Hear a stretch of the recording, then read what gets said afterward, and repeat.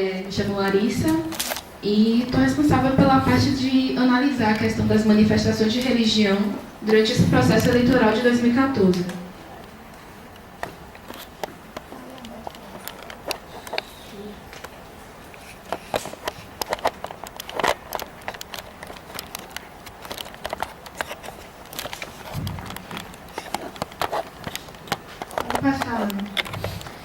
Então, o meu objetivo é analisar as manifestações tanto de religiosas quanto de intolerância religiosa durante esse período das eleições. A metodologia usada foi a de etnografia de tela, monitoramento das mídias, tais como sites, jornais, Facebook, YouTube, e dos debates e propagandas políticas. E aí, a metodologia de tela, que é a etnografia de tela que eu falei. A que eu tenho empregado em alguns estudos é a metodologia que transporta para os estudos do texto, da mídia, procedimentos próprios da pesquisa antropológica, como a longa imersão do pesquisador no campo, no caso em frente ao computador, a observação sistemática e o seu registro metódico em caderno de campo. A ideia central é que os discursos religiosos eles são utilizados nas campanhas eleitorais tanto como um valor no nome dos candidatos, como, por exemplo, tivemos muitos candidatos que registraram candidatura com o nome de irmão, pastor, imã, missionário, como forma de acessar o eleitorado religioso e também como agenda política, tanto na campanha quanto caso eleito. E aí eu trago um gráfico que a análise que eu fiz foi no caso daqui da Bahia. Quanto à candidata a deputada estadual, tivemos 5 candidatos que se registraram como irmã ou irmão. Como pastor, tivemos 4 e como missionário tivemos 1. No caso de deputado estadual, tiveram 2 eleitos que foram pastores, o pastor José Arimateia e o pastor Sargento Isidoro. E na questão dos candidatos a deputado federal aqui pela Bahia, tivemos 3 que se inscreveram como irmã ou irmão, 3 como pastor e 1 como homem de Deus. Nesse caso, foi eleito o irmão Lázaro, só ele. E aí o interessante é que esses candidatos, eles se inscreveram com irmão, pastor, mas na hora de colocar a ocupação, eles não se colocaram como pastores. Então é uma tática mesmo, um marketing religioso de colocar o nome para poder alcançar esse público.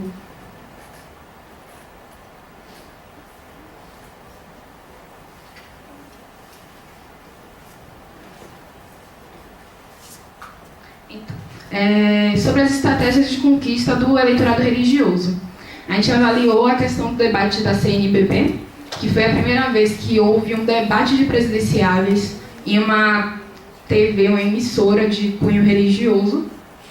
E sobre esse debate a gente acompanhou e percebeu que o debate ele foi movido por questões religiosas mesmo, de todos os bispos que fizeram as perguntas. Fizeram a pergunta para poder que o eleitorado religioso católico tivesse uma opção dentro dos presidenciáveis que fosse de acordo com as normas católicas e não respeitando a laicidade do Estado.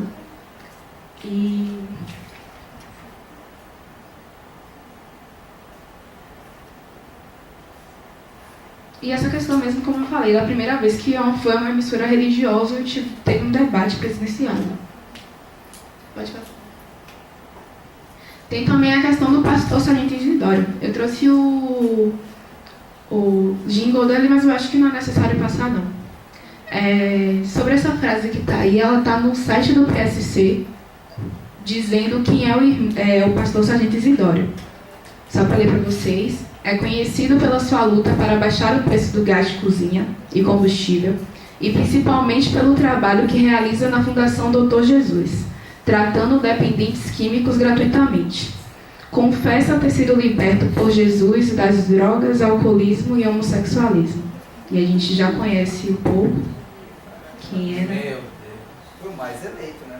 E eleito. Um dos mais votados, não foi o primeiro não.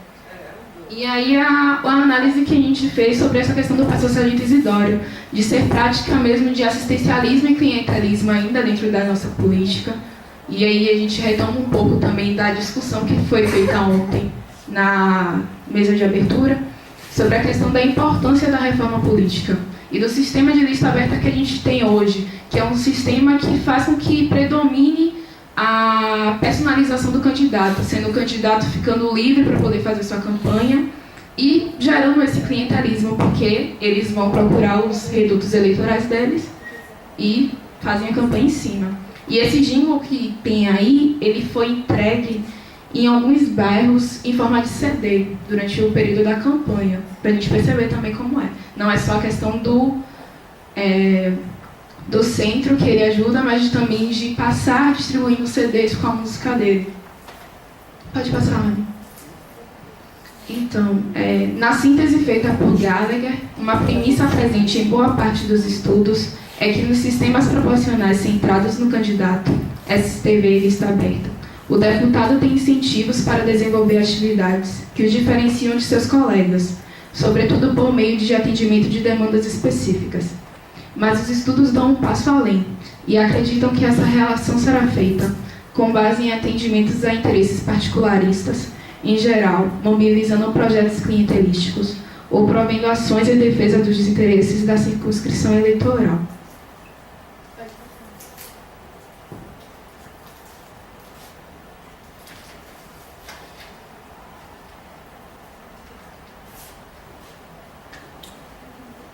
Então, eu também trouxe um vídeo, mas como o áudio está baixo, mas eu acho que vocês devem ter acompanhado, que foi o segundo ou foi o primeiro, agora eu estou em dúvida, debate, acho que foi o primeiro, em que...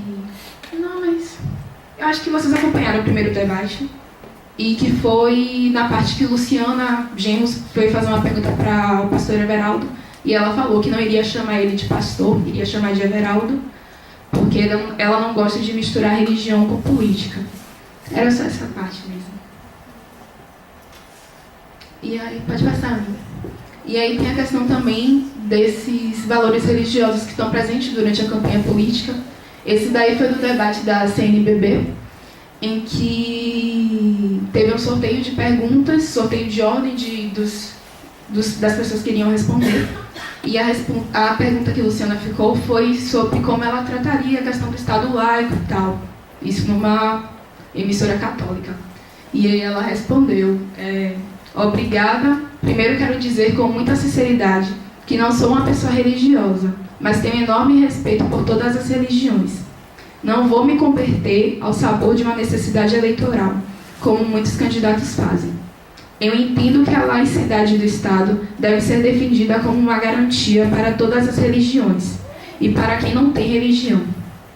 Entendo que a liberdade de religião não pode sofrer nenhuma restrição, mas que as políticas públicas não podem estar subordinadas a nenhuma religião, a nenhuma crença. Por isso eu defendo, por exemplo, a união homoafetiva, o casamento civil igualitário, a necessidade do Estado reconhecer isso, que já é algo natural na nossa sociedade, e que é preciso combater a homofobia, é preciso combater a transfobia, é preciso combater a discriminação, que também se manifesta através do racismo. É preciso pregar o bem e a igualdade, independente da religião. E é preciso que as políticas públicas estejam a salvo das crenças religiosas. Cada um deve exercer sua crença com toda a liberdade. E as políticas públicas pensarem nas necessidades do conjunto da população, independente da religião que cada um professa. E aí é importante também chamar a atenção da questão desses candidatos religiosos que são eleitos e que acabam também atrapalhando o sistema, a nossa democracia, porque atrapalha as políticas públicas que são feitas geralmente para as minorias e tal, minorias entre aspas, para as comunidades LGBT, para as mulheres, e pensando na questão religiosa e acaba causando problemas. Então, a questão também dos argumentos religiosos discriminatórios, que foi a questão do pastor Elionai Muralha, e a transposição dos orixás do DIC para terreiros requalificados. Eu não coloquei, mas era terreiros requalificados. E foi uma questão forte, tem vídeos no YouTube, E ele queria retirar, fazer transposição tanto dos orixás do DIC quanto dos Correios da Pituba, dizendo que o Estado é laico, então não pode professar nenhuma religião, já que, na questão dos Correios, já que é um órgão público do Estado. E aí eu trouxe um textinho falando sobre o que é um pouco da laicidade. A laicidade não é uma opção espiritual, entre outras. É o que torna possível a sua coexistência, pois o que é comum, por direito a todos os homens, deve sobrepor-se ao que a separa de fato. A faculdade de exceder a globalidade da experiência humana, inerente a todos os indivíduos dotados de razão, implica caminhar na luta contra o analfabetismo religioso e promover o estudo dos sistemas de crenças existentes. E a questão de que o pastor Elionai Muralha estava propondo era uma laicidade da incompetência, que é a retirada de qualquer símbolo religioso, de qualquer religião, do Estado. E o que a gente entende como laicidade é a laicidade da inteligência, em que a gente tenha o conhecimento de todas as religiões e a gente respeite que essas religiões, inclusive, sobretudo, das de matrizes africanas, fazem parte da nossa cultura, fazem a parte do que somos e que devem ser respeitadas. Então, as considerações finais. Por fim, é importante salientar que a forte presença de discursos de caráter religioso para a conquista desse eleitorado. Contudo, a eleição desses candidatos acaba gerando altos custos decisórios e imposições fundamentalistas, principalmente na construção de políticas públicas para a comunidade LGBT, sobre as questões de gênero e de raça, entre outras. Obrigada.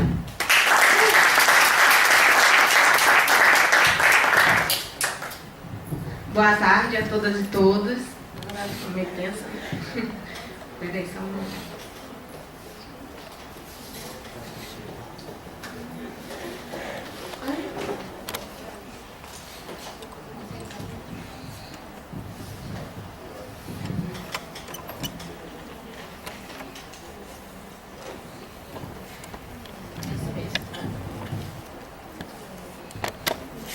Então, gente, hoje eu vou falar um pouco sobre raça e etnia nas eleições de 2014, sobre orientação do professor Felipe Brum e a professora Mariângela Nascimento também, junto com o Observatório Feminista, com as meninas.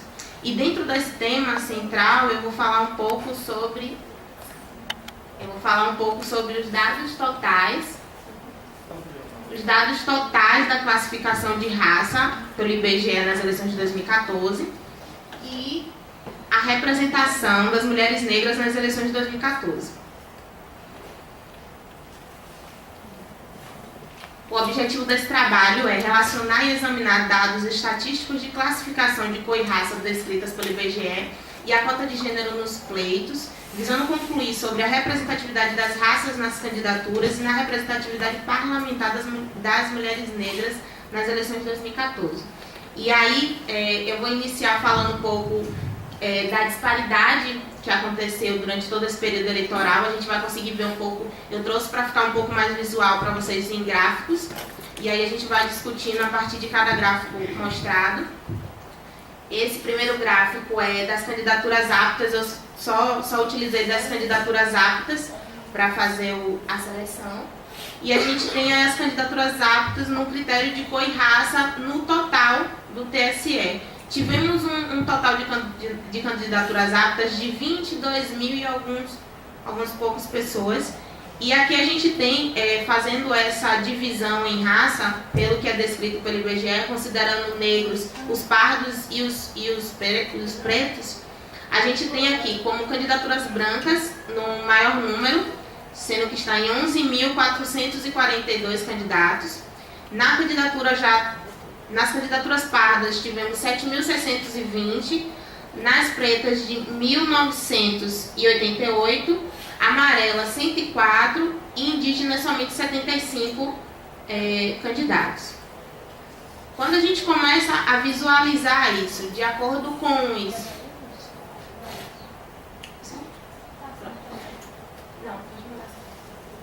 quando a gente começa a analisar isso de acordo com os cargos, a gente olha a presidência, que a gente tivemos 11 candidaturas, dessas 11 tivemos 10 candidaturas brancas e somente uma candidatura preta, que é considerada negra, que essa nós sabemos que é a Marina Silva. Sendo que uma das pontuações que a gente tem nesse trabalho é falar sobre a questão de você ter uma candidatura negra que seja realmente representativa nesse ponto. Porque não adianta somente a gente ter em números, no caso quantidade, não só de mulheres, mas de candidatos negros, mas que eles não venham representar em forma de demandas mesmo, atuar em cima das demandas que essa população ela exige. Agora a gente passa, e assim a gente vê a questão de Marina Silva, que assim, dentro de todas as análises que a gente pôde fazer, a gente não tinha pronunciamentos realmente afirmativos ou sobre as questões de raça, sendo que ela se autodeclara negra. Passando para as candidaturas de governo, a gente tem também um alto índice, um alto número de candidaturas brancas, que está no número de 104. Aí a gente tem um salto de indígenas. Eu acho que isso está em alguma coisa, teve alguma coisa no TC. Mas não, porque realmente as candidaturas indígenas estão o mesmo valor aqui. Teve alguma coisa, depois eu passo para vocês o número certinho, mas não é 77 não. 36 parda, 15 preta e somente uma amarela. Essas são somente candidaturas. Quando a gente vai passar para os eleitos, realmente, a gente vai ver que a discrepância é bem maior. Quando a gente vai para o Senado, a gente vê também novamente a candidatura branca em 106 candidatos.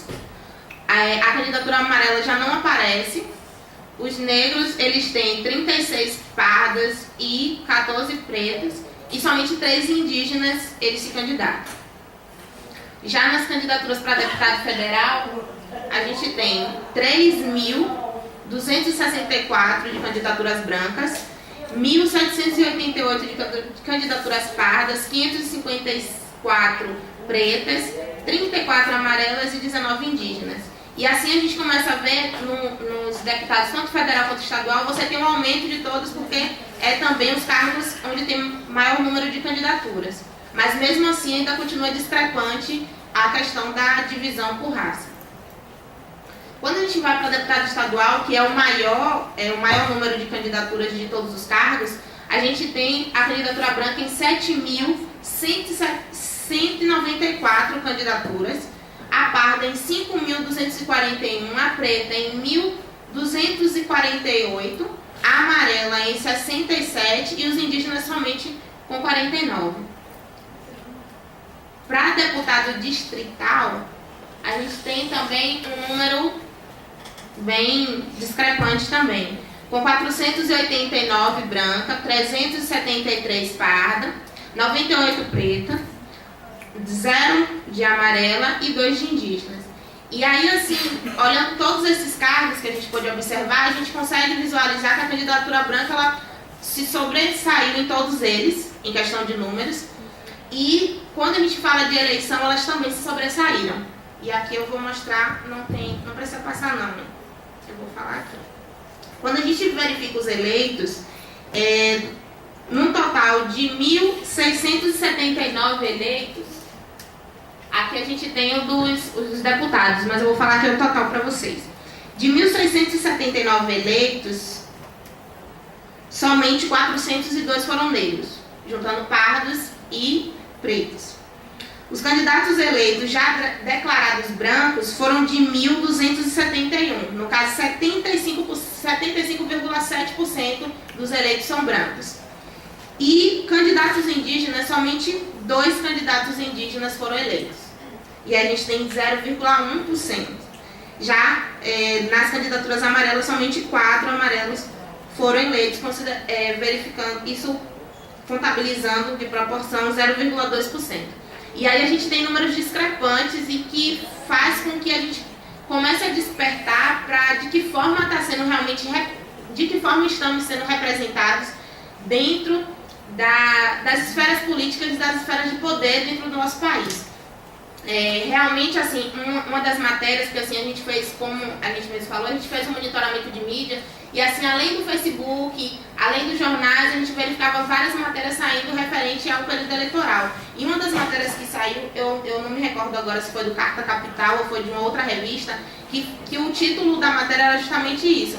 As candidaturas, candidatura brasileira é uma candidatura branca, são de homens brancos e na maioria deles empresários, homens da grande elite do Brasil. E aí vou partir para outro ponto que eu queria falar hoje, que é a representação das mulheres negras dentro desse processo eleitoral de 2014, e aí a gente vai ver uma discrepância ainda maior. Considerando essa distribuição, considerando essa distribuição de raça, eu vou colocar homens negros, homem branco, a mulher branca e a mulher negra, a gente tem as mulheres representando 51,3% da população, sendo que esse 30,7% das mulheres nas eleições são de todas as candidaturas, e pensando nas actas, a gente não conseguiu chegar aos 30% que é exigido.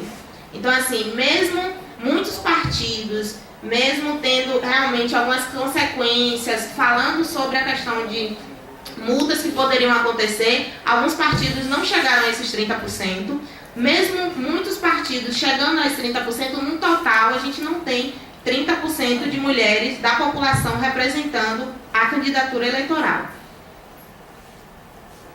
Quando a gente pensa na desigualdade racial da Câmara, essa é uma matéria e um gráfico da Carta Capital, a gente tem na população do censo de 2010, na população do censo de 2010 a gente tem 47,7% de brancos e 50,7% de pardos e pretos que são negros, sendo que na Câmara de Deputados a gente tem 79,9% de brancos e somente 20,8% de negros. E aí a gente consegue ver uma discrepância, sendo que a população é de maioria negra e você tem menos de 30% dessa ocupação nas cadeiras da Câmara. E aí, passando para a questão já mais específica das mulheres negras dentro das eleições de 2014, a gente consegue ver uma disparidade, para mim, assim, meio que assustadora mesmo, quando a gente fala desse processo. A gente sabe que a mulher negra ela passa por discriminação dupla, tanto sexista quanto racista, e assim de todas as dificuldades que a gente vem enfrentando mesmo para chegar a essas esferas de poder. Não só na parte eleitoral do país, mas em vários outros pontos. Aqui a gente colocando na presidência, que foi um ponto que eu coloquei para vocês, somente uma dessas candidatas era negra, que era a Marina Silva, que a gente já pôde comentar. Sendo que eleita a gente tivemos uma mulher, que isso já é um avanço também, mas era uma mulher branca. Já no Senado, a gente teve somente 10 mulheres negras de 34 mulheres, somente. Isso foram as candidatas. Já quando a gente passa para as eleitas, pode passar. Quando a gente passa para as eleitas, a gente tem somente uma mulher negra eleita, das 5 mulheres somente que foram eleitas nesse período, sendo que já tinham 6 mulheres que já estavam cumprindo já o mandato. Juntando-se a essas 5, estão 11 mulheres. Mas aí você fala, poxa, 11 mulheres? Mas 11 mulheres num total de 81 senadores é meio complicado. Que a gente tem somente 13,6% representando na casa. Quando a gente passa para o governo, a gente teve um total de candidaturas de 165 candidatos. E somente 17 foram mulheres. Dessas 17, somente 7 foram negras. Quando a gente vai para a questão da eleição mesmo, no primeiro turno, a gente não teve nenhuma que foi eleita no primeiro turno. Já no segundo turno, foi uma das eleições que acho que tiveram 3 segundo turnos de governo, ou mais alguns. Uma entrou, que ela foi eleita. Roraima, né? Isso. Quando a gente pensa nos deputados federais, deputadas e deputados federais, a gente tem 1.767 mulheres que se candidataram, num total de 6.000 1.181 candidatos. E somente eleitas foram 51 candidatas. Dentre elas, somente 10 negras. E aí, assim, os gráficos, eles são bem... Eles conseguem fazer com que a gente tenha uma visualização bem triste disso.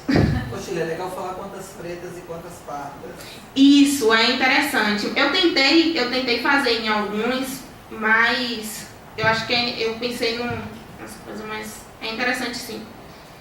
Já nos deputados estaduais, que é o maior número, a gente teve 14.618 candidatos no Legislativo e somente 4.226 foram mulheres. Isso, a gente tem mais ou menos 30% aí.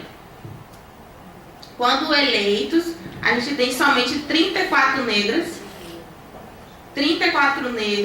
e 75 brancas, num universo de 1.035 eleitos. Então a gente fica assim, poxa, realmente não há igualdade, não há paridade nessas eleições. Mesmo com a cota, que é necessário, que é fundamental, assim, a gente precisa de outras medidas, a reforma, assim, que é um ponto que eu vou focar na conclusão, a gente precisa para que realmente haja uma igualdade. E aqui a gente tem, se a gente fala de mulheres negras, que foram, para mim, eu acho que para todos, depois que a gente acaba de ver essa apresentação, subrepresentadas na Câmara, a gente tem as mulheres indígenas não representadas. Pode passar. A gente tem as mulheres indígenas não representadas, porque dos 2 indígenas que entraram, que foram eleitos, nenhum dos 2 são mulheres, todos os 2 são homens. Então a gente não tem as mulheres negras representadas. A população indígena mesmo realmente não está representada, porque você tem uma etnia que estava no período pré-colonial, que era praticamente a composição do Brasil, você não tem representação nenhuma hoje dentro da Câmara. E aí, antes de concluir, eu coloco o segundo artigo 45 da Constituição Federal de 1988, que fala que a Câmara dos Deputados compõe de representantes do povo eleitos pelo sistema proporcional em cada estado, em cada território e no Distrito Federal. Eu acho que a gente não tem essa composição de representantes do povo ainda. E aí eu concluo dizendo que aumentar o número é fundamental, mas ainda não garante o sucesso dessa transformação.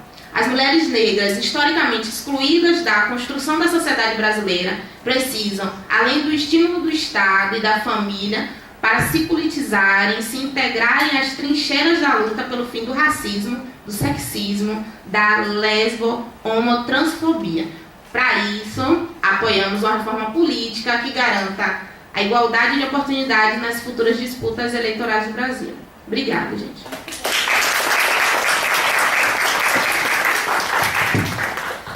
Muito obrigado às exposições. Eu passo então para o professor Cristiano, que vai fazer um debate. Boa tarde a todas e a todos.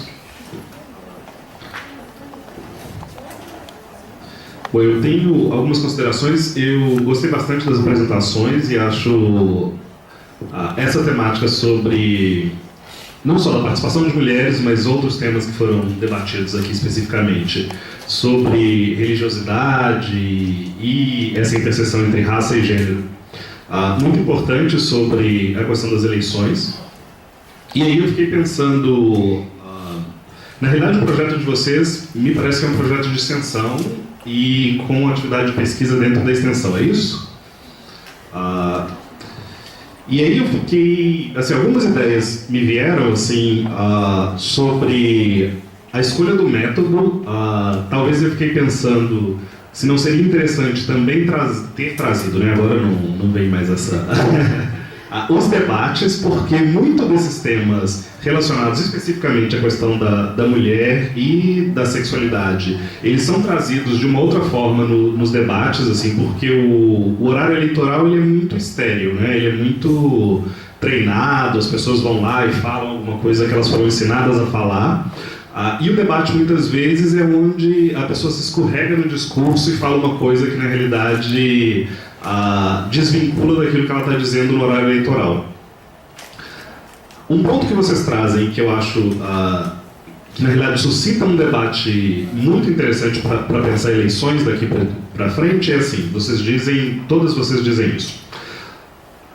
Quando as candidaturas tocam em questões relacionadas ou vêm de mulheres e falam de religião, se fala de religião, de mulheres, sexualidade e raça, se fala disso com luva, assim, com muitos dedos, assim, tem muita dificuldade dessas pessoas se apropriarem desse discurso, e aí vocês em algum momento até dizem que não dá para saber se elas estão dizendo isso porque elas partilham perspectivas ideológicas sobre participação da mulher, sobre igualdade racial, sobre igualdade sexual, ou se elas estão fazendo isso para angariar um determinado público. E aí, quando vocês falam de religião, vocês dizem assim, tem duas perspectivas. Uma dos valores implícitos, então o sujeito que é pastor, o sujeito que é... Quais eram as denominações? Irmão, irmã. Essa pessoa coloca isso como um valor e ela meio que seleciona quais são os seus eleitores a partir do valor religioso que ela tem. Então, o sujeito que se candidata na condição de pastor... E é irônico que o pastor mais eleito seja pastor e sargento. Né? Porque eu não sei exatamente qual é o grupo que ele está selecionando ali. Mas eles selecionam isso. E do outro lado é uma agenda política. Né? Religiosidade com uma agenda política, que depois, e aí quando vocês observam a configuração dos poderes legislativos no Brasil, se configura como um campo importante de luta para eles. Então são a bancada religiosa, né, a bancada evangélica no Congresso Nacional, ou as bancadas nas assembleias, assim, elas têm uma força política muito importante. E aí, o que não é exatamente uma questão assim, que vocês precisam responderem nada, mas é uma questão assim, que eu acho de pesquisa para os anos futuros, para muitos de nós, muitas de nós, especificamente nos cargos majoritários, é muito difícil que essas candidaturas encampem um debate sobre raça, gênero e sexualidade que seja muito progressista. Porque isso implica em perder votos. Assim, a gente sabe que, tradicionalmente, em países muito conservadores como o Brasil e os Estados Unidos, os candidatos que se elegem para os cargos majoritários são aqueles candidatos que vão para o centro. Se eles vão muito para a esquerda ou se eles vão muito para a direita, eles perdem eles perdem a eleição, ou ganham perdendo, né, para usar lá a terminologia da Marina. Já para os cargos proporcionais, há a possibilidade de que alguns candidatos se tornem candidatos de nicho. Sei lá, Jean Willis, eu não consigo pensar alguém aqui da Bahia, mas eu sei que o candidato negro mais votado, eu esqueci o nome dele, Vladimir, isso. Tinha uma pauta que tocava muito na questão racial. Mas seriam esses candidatos mais candidatos de nicho, e se eles, num dado momento, eles passam para candidaturas majoritárias, eles acabam abandonando essa pauta. A própria Marina Silva é um caso interessante sobre isso, porque em vários momentos anteriores a essa eleição atual, ela falou sobre a questão negra e ela pontuou isso como uma dimensão importante, mas nessa eleição o eleitor típico da Marina era o eleitor branco das classes A e B. Esse eleitor não está afeito e interessado no debate racial que a Marina poderia trazer. Então talvez, aí é assim, uma elucubração, né? Talvez a Marina tenha tenha evitado tocar nessas temáticas porque implicaria em perder o espaço eleitoral que ela já havia alcançado. Não porque ela, de fato, tenha se desinteressado do ponto de vista ideológico por aquelas questões, mas ela resolveu fazer isso. Mas aí tem que perguntar para ela, né? Como a Marina muda muito de ideia, não dá muito para saber. E aí essas são, assim, né, alguns temas que eu acho muito importantes, e aí fica muito claro, assim, porque quando vocês tocam nessa dimensão mais ideológica dos temas de raça, gênero e sexualidade, vem sempre a figura do PSOL, que é um partido que no campo da eleição majoritária não tinha condições de se eleger, então você tinha a candidatura da Luciana Genro, que fala de temas que são bastante controversos e tem uma posição muito firme em relação a eles, mas as três candidaturas com condições, que eram Marina, Aécio e Dilma, eles, quando falavam sem falar. Eles não há um posicionamento. Assim, tenta encontrar um posicionamento da Dilma sobre aborto. Não tem. Né, que ela diga alguma coisa consistente. Ela até fala alguma coisa sobre a criminalização da homofobia, mas no momento de desespero lá no segundo turno, que eu duvido que de fato vai virar uma temática da agenda política dela. Então esses são pontos assim, que vocês trazem que são muito importantes.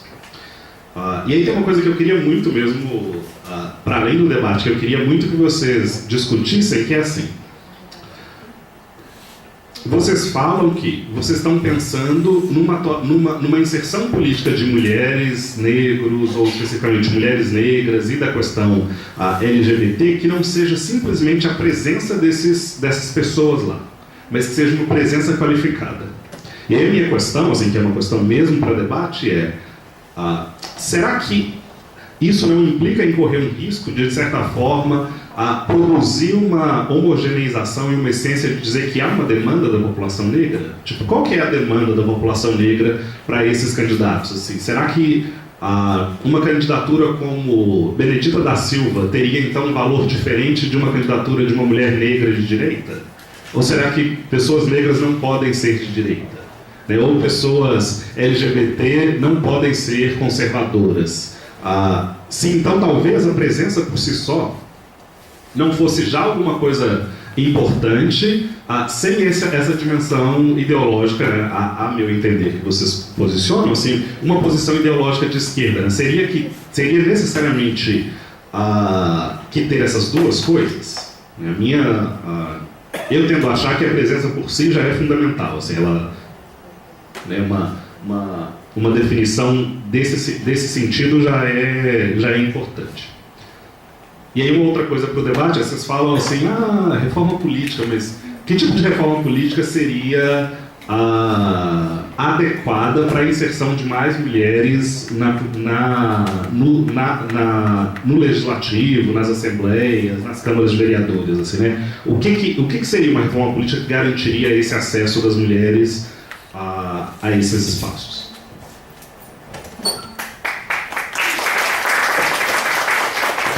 Muito obrigado, Cristiano. Como a gente se atrasou um pouco, eu proponho que a gente abra um bloquinho de 3 perguntas e depois elas respondam todas as perguntas juntas para a gente ir para a próxima mesa, dado o atraso. A Salete levantou a mão. Alguém mais? Maria Ângela. Esqueci seu nome, professor. Joaquina. Joaquina. Primeiro, parabenizar a mesa, fiquei muito bem impressionada com todas as falas e parabéns pela pesquisa, enfim. Estou de acordo com o professor Cristiano quando ele aborda a importância de vocês terem olhado para os debates, pelas mesmas razões que ele apontou aqui. Até porque, para pontuar, ele fala que Dilma não se posicionou com relação ao aborto, e foi justamente no debate que Dilma se posicionou sim, quando interpelada por Eduardo Jorge, ela disse que para o aborto, o cumprimento da lei, logo os rigores da lei para as mulheres que abortam, né? Esse é um tema muito importante para nós que somos feministas. Quem olha com lentes de gênero para as eleições não pode, por exemplo, deixar de ver a questão do voto nulo. Muitas feministas no Brasil pediram voto nulo, dentre as quais eu me incluo. Então é importante que a gente veja que na mídia, já que vocês investigaram o ativismo virtual, no Facebook, várias, inclusive no Rio de Janeiro, em Brasília, no Ceará, aqui na Bahia, enfim. Então, assim, o Observatório das Eleições, né? Se é das eleições, o voto nulo é uma opção, e ele, quando é justificado por uma feminista, tem razões, às vezes, até antipáticas para o conjunto do feminismo ligado que defende hoje a reforma política, né? Então, assim, Juliana Castro, eu tinha uma pergunta seguinte, você fala, gostei muito de ouvi-la com relação ao horário eleitoral, né? Mas assim, eu senti falta de uma análise mais crítica com relação à questão do capitalismo, que o horário eleitoral ele é um loteamento do espaço midiático que reflete a concentração do poder econômico e do poder político nesses espaços. Então, assim, talvez Eleiette Saffioti nos ajudasse a pensar que não é só o sexismo ou o racismo que explica a exclusão dessas mulheres ou desses grupos, mas o próprio capitalismo, né? Essa articulação entre esses sistemas. Para a Jéssica, era a questão do ativismo, o voto nulo, né? Eu queria, vocês falam que pensaram em problematizar e fizeram muito bem o discurso sexistas e racistas nas eleições, mas eu senti falta, por exemplo, de vocês dizerem alguma coisa com relação à posição daquela secretária da Igualdade Racial lá do Acre, que assim, logo após a eleição, no mesmo dia que saiu o resultado, ela se posicionando, comemorando a eleição de Dilma, ela disse: pronto, Marina, agora você pode voltar para casa e fazer bainha de saia. Isso explodiu na mídia, os jornais do Norte e Nordeste divulgaram, eu inclusive compartilhei no meu Facebook, problematizei. Eu penso que é algo que a gente tem que discutir, porque como é que uma mulher negra, que está à frente de uma secretaria da Igualdade Racial, pedindo voto para uma mulher branca, que não problematizou muito bem essas questões raciais durante a campanha, e ela, para festejar uma vitória, ela imprime um discurso classista e racista, alguma coisa a gente precisa questionar sobre isso, né? Larissa também, a questão, assim, Larissa, gostei muito do que você colocou e fiquei imaginando quando você falava, o fundamentalismo religioso, que tem recrudescido muito no mundo e no Brasil em particular, a gente não pode perder de vista que, de certo modo, o atual governo contribuiu muito para que ele crescesse. Levi Fidelis e pastor Everaldo eram coligados do governo atual até 3 meses antes da eleição. Aí depois esse povo vai para lá e se candidata, enfim, como que a gente vê essa questão religiosa do ponto de vista da posição daqueles que deveriam se posicionar de maneira mais radical, mais democrática e tal, né? Enfim, e para acabar, prometendo e cumprindo, também essa pergunta que o Cristiano fez com relação à reforma política, porque assim, quando a gente ouve uma mesa de cientistas políticos que não são feministas, eles terminam dizendo que a panaceia vai ser a reforma política. Mas quando a gente ouve uma mesa de feministas concluindo da mesma maneira, eu perguntaria: que reforma política é esta? Porque a proposta que eu tenho acompanhado, ela mexe nas estruturas, mas ela não mexe na cultura. É isso que Cristiano traz. É uma política da presença apenas que a gente quer e das ideias. Então, assim, só para a gente, primeiro, parabenizar muitíssimo, dizer que gostei muito de ouvir tudo, mas provocar mais reflexões para que vocês possam incrementar o que já está muito bom. Muito obrigada.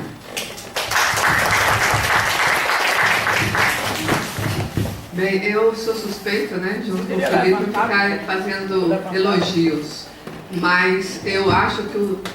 Como?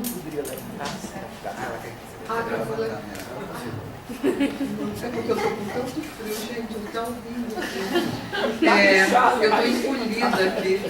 Não, mas eu acho assim, que o trabalho de todas elas é dentro da proposta, muito bons. E o tempo aqui não foi suficiente para eles apresentarem o tamanho e a profundidade do trabalho delas, né? Então a gente tem que considerar aqui que o tempo é muito pequeno para uma série de informações que elas trazem de pesquisa, que foram coisas assim de alto nível, né? Agora, eu queria só 2 questõezinhas aí em relação ao que o Cristiano falou, Cristiano. Eu assim, dentro do mundo acadêmico, eu tenho, né, que eu acredito e pratico e me dedico à extensão, não como algo separado da pesquisa. A extensão é pesquisa também. É um campo riquíssimo de produção de conhecimento. Eu não consigo separar. Inclusive, eu acho que isso aí já tá precisando ser varrido, isso dentro do mundo acadêmico, essa separação. Porque a extensão, o campo de ação, a realidade, ela é a fonte primeira dessa produção de conhecimento, né? Então, e esse trabalho nosso, esse Observatório Feminista, foi um exemplo disso. Todas fizeram pesquisas, todas produziram conhecimento, inclusive fizemos cursos essa semana também, e vai sair um livro da produção de conhecimento de toda a equipe, né? Então foi dedicação, né, no sentido de produzir conhecimento. Agora, outra questão também, e aí eu vou falar muito rápido, porque eu já falei ontem, que é a questão da reforma política. Eu acho que a gente não pode pensar a reforma política em momento nenhum como uma coisa pronta e acabada. A reforma política, eu vou voltar a falar, é um momento de fissura necessária para o país, né? De provocação, de rachaduras, de jogar para a sociedade essa responsabilidade em reinventar a política. Então a gente não sabe como que vai resolver esse problema. Nós não sabemos, mas vamos estar debatendo isso, vamos estar discutindo, mas os espaços vão estar a gente vai ter que abrir, o esforço inicial nosso é abrir, né? Né? Talvez isso é uma maneira mais forte, escancarar, né? Vamos dizer, essas instituições, essa base, esse passado autoritário, todo esse lixo autoritário que está aí, que precisa ser retirado. Então a gente precisa escancarar tudo isso, abrir, quebrar, para a gente começar a pensar qual é o melhor caminho para fazer, né, para trazer todos os setores sociais para o poder constituído, né? E lembrando que a reforma política, ela não trata apenas da questão do sistema partidário, nem do sistema eleitoral. A reforma política é tudo. A reforma política é repensar a socialização dos meios de comunicação, né, através de imposição de leis para controlar esses meios de comunicação nesse país.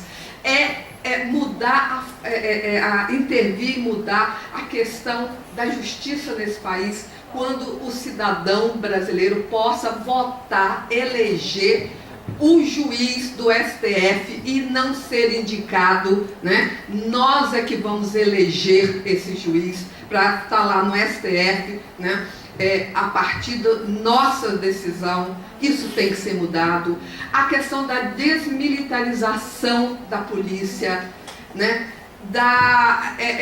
Entre outras coisas, a questão da revisão do Código Florestal, é a questão da demarcação da terra dos índios.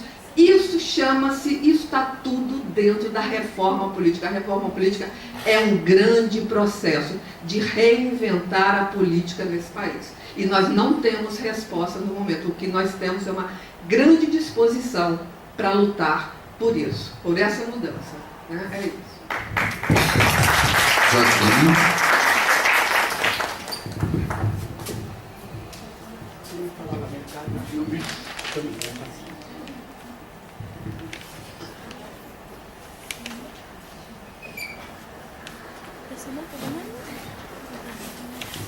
Bom, aqui tem se falado em reforma política, prolongando no que a colega falou, mas talvez a coisa mais importante dessa reforma não se tenha dito nem pleiteado aqui.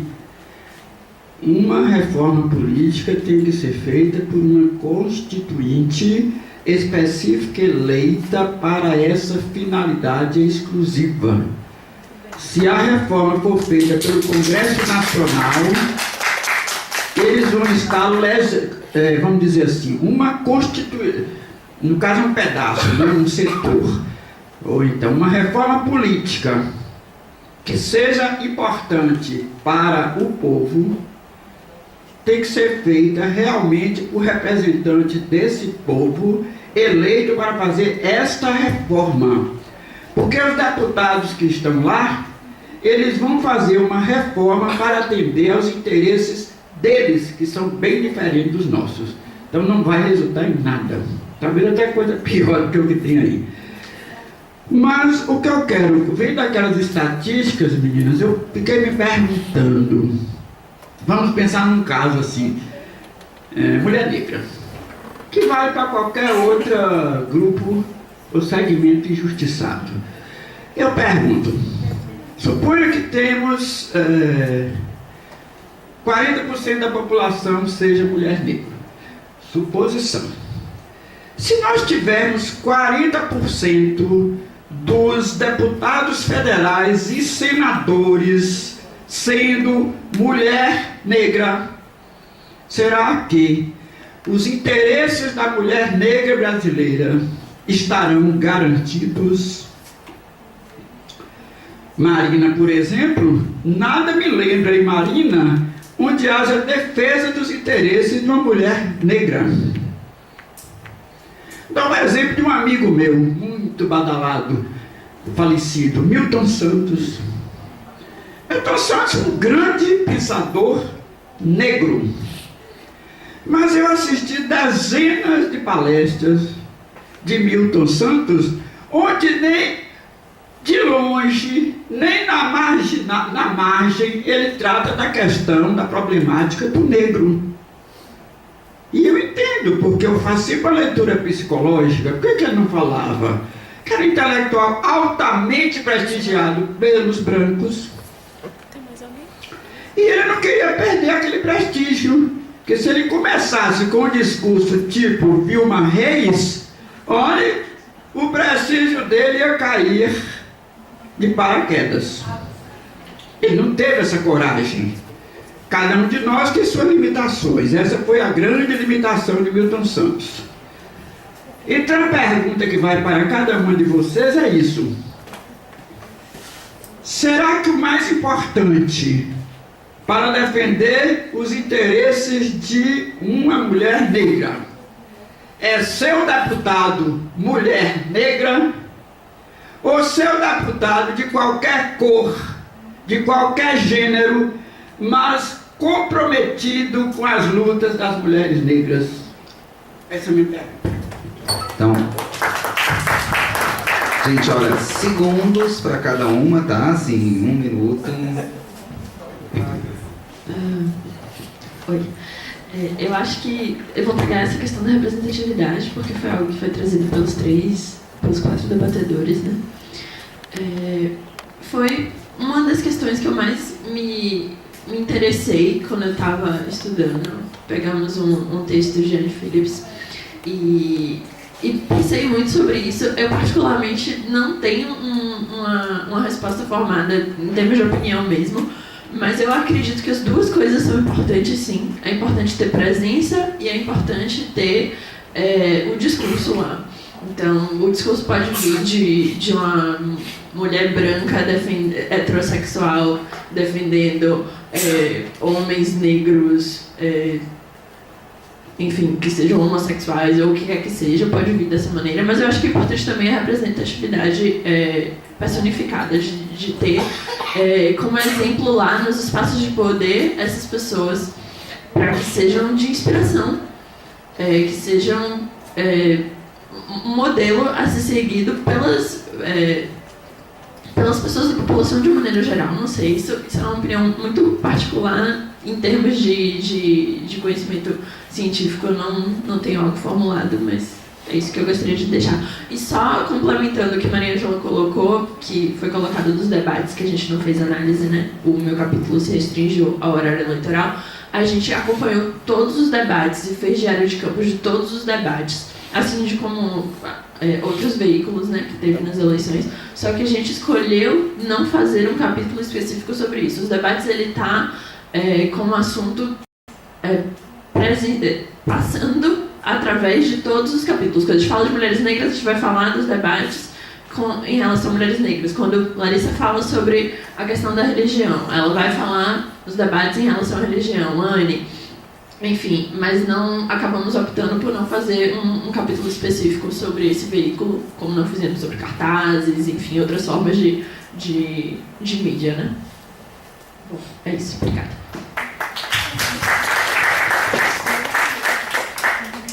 Sim, é Salete seu nome? Pronto. Eu acho que as minhas colegas, elas vão contribuir mais em relação à raça e tal.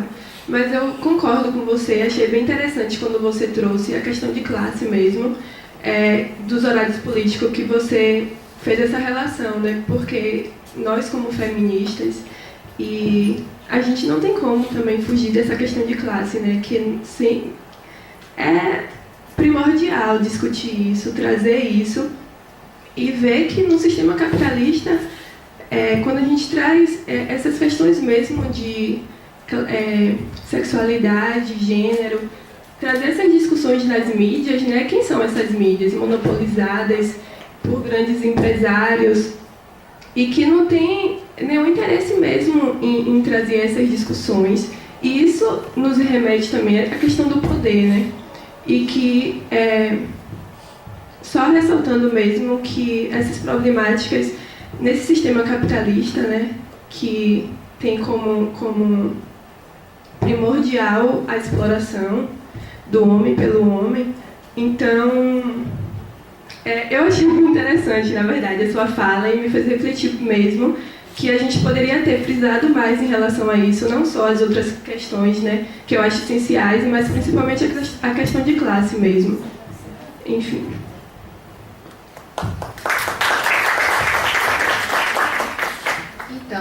respondendo a pergunta de Salete, eu acho que o importante é a gente continuar fazendo esse debate, porque a questão da religião, ela perpassa por todas as questões que foram citadas aqui, de raça, de gênero, de etnia. E a gente promover esse debate já é um grande avanço, porque a gente tem, infelizmente, para conseguir a governabilidade, o governo tem que fazer as coligações, e acabam fazendo coligações com partidos que acabam atrapalhando mesmo, porque tem a religião acima de tudo, é o fundamentalismo religioso mesmo. E eu acho que trazer esse debate à tona para toda a população é importantíssimo para a gente começar a pensar e fazer com que a reforma política aconteça de verdade, porque, querendo ou não, ainda é algo que é muito silenciado. A gente não vê muitos ainda comentários sobre essa questão da religião.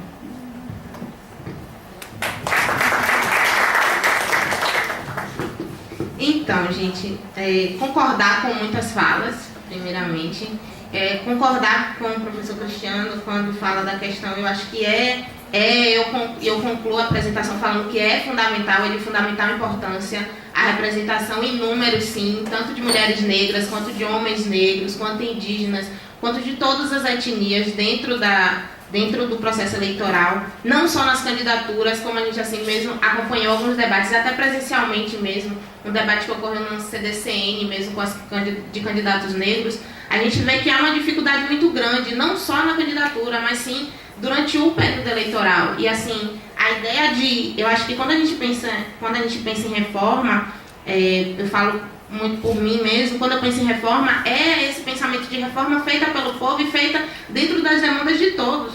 Não há possibilidade de se ter uma reforma pensada das classes de cima, da classe capitalista, do homem branco, das classes que hoje estão majoritariamente ocupando esses espaços. Porque assim a gente vai continuar não sendo representado dentro dessas esferas. E quando o senhor fala da questão das eleições, né, das candidaturas majoritárias e quando eles não abordam essas questões, a gente discute realmente isso, e a Ania acho que traz um pouco disso na apresentação dela também, logo após, que é essa questão de que realmente para eles não é interessante a ponto de perda mesmo de votos, e por isso eles não tocam, e a gente vê muitas vezes até projetos que têm relacionado a essas questões de aborto e outras questões voltadas tanto à questão racial quanto às outras questões, mas que em debates, em horários eleitorais, eles não vão pontuar porque não é pertinente para eles, talvez, porque ali é que vai ter maior exposição, é ali que a maior parte da população vai estar observando eles. E um outro ponto que eu queria tocar também, quando a gente fala dessa questão da representatividade e ideias mesmo, hoje eu acho que a população negra, a gente tem homens negros lá dentro que tratam da questão racial, que tratam dessa questão de igualdade, mas nós, mulheres negras, também queremos ocupar esse espaço. Eu acho que a gente tem que ocupar esse espaço mesmo para discutir demandas que não estão sendo ainda discutidas por eles, que são demandas de mulheres negras mesmo. Então eu acho que com esse ponto eu fecho e agradeço as contribuições.